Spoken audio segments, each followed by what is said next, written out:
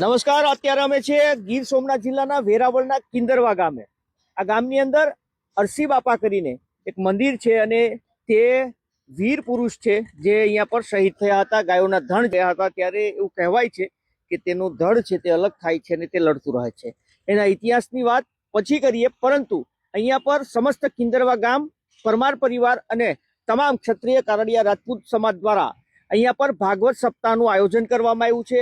ભવ્ય અહીંયા પર આયોજન છે, જોઈ શકાય છે કે તેની તડામાર તૈયારીઓ છે તે અહીંયા પર થઈ રહી છે કે હજારોની સંખ્યામાં લોકો અહીંયા પર બેસી શકે, ભાગવત કથાનો રસપાન છે તે કરી શકે. અને અહીંયા તમામ જે સમાજ, ક્ષત્રિય કારડિયા રાજપૂત સમાજના યુવાનો હોય કે પછી કિંદરવા ગામના હોય કે પછી પરમાર પરિવારના, આ તમામ યુવાનો અત્યારે જહેમત ઉઠાવી રહ્યા છે. તો તેમને પૂછીએ, મારી સાથે અરસીભાઈ પરમાર છે જે અહીંયાના, તેમની સાથે વાત કરીએ કે ક્યારે આ ભાગવત સપ્તાહનું આયોજન છે, કોણ વક્તા છે અને કેટલાથી કેટલી તારીખ સુધી આ સપ્તાહ અહીંયા પર યોજાવાની છે. સર, અરસીભાઈ, શું આયોજન કરવામાં આવ્યું છે?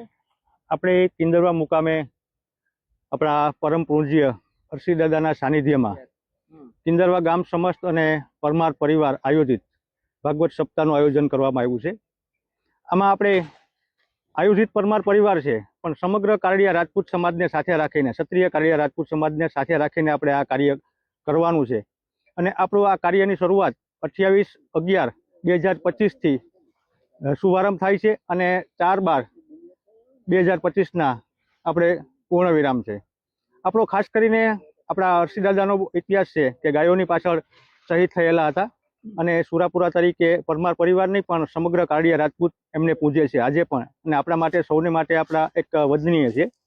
અને આ કથાની રૂપરેખા મુજબ આપણે 28 તારીખના દિવસે ચમોડા મુકામે, જ્યાં સતીમાનું મંદિર આવેલું છે, સતીમાનો પણ એક ઇતિહાસ છે, કારણ કે અરસી બાપાના એક ધર્મપત્ની હતા, એમની સાથે મીંઢોળ બંધાયેલો હતો.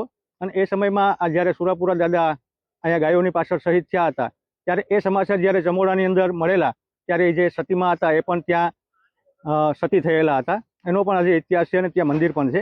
તો આપણે આપણી જે સપ્તાહની જે પોથી છે એ પોથી આપણે ચમોડા મુકામે રાખેલી છે અને ચમોડા મુકામેથી કિંદરવા મારફત આપણે આવવાનું છે રેલીના રૂપમાં. ખાસ કરીને આપણા માટે થઈને સપ્તાહની સાથે સાથે જે આ પોથીનું આયોજન છે એ પોથીનું આયોજન ભવ્યથી અતિ ભવ્ય આપણે કરવાનું છે. અમારે આ આયોજન મુજબ ઓછામાં ઓછી 2000 થી 2500 4 વ્હીલ, 2000ની આજુબાજુ 2 વ્હીલ દ્વારા આપણે આ રેલીનું આયોજન કરવાનું છે. કેટલી તારીખે છે? 28 તારીખે સવારના 8 વાગે બધાને ચમોડા મુકામે પહોંચવાનું છે. ઓકે, વક્તા કોણ છે? અને આપણા